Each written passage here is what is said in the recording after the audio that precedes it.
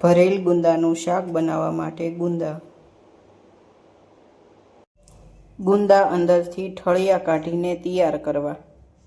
ગુંદામાં ભરવા માટે મસાલો તૈયાર કરીશું. તો મેં અહીંયા શ્રીહરિનું ચવાણું લીધું છે. તમે ગમે પણ કંપનીનું ચવાણું લઈ શકો છો. કોથમીર, આદુ, સ્વાદ પ્રમાણે મીઠું, આપણે લીંબુનો રસ નાખીશું. અને જો તમે વધુ તીખું ખાતા હોય તો તમે આમાં લાલ મરચું પાવડર પણ નાખી શકો છો. તો મસાલો આપણે સારી રીતે મિક્સ કરી લીધો છે. તો હવે તેને ગુંદાની અંદર ભરીશું.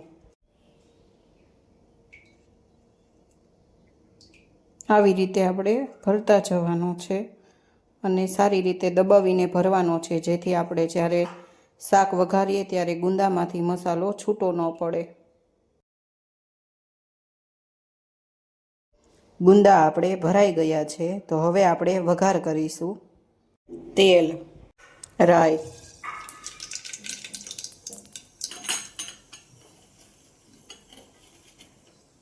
જીરું,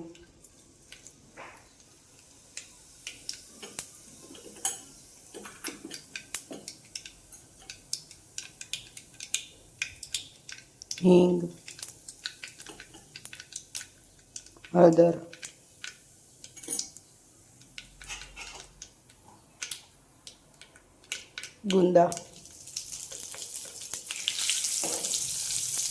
ગુંદાને આપણે ચડવા દઈશું.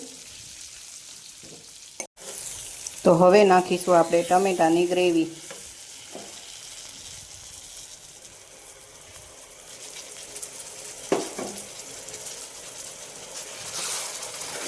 તો તૈયાર છે આપણું ભરેલ ગુંદાનું શાક.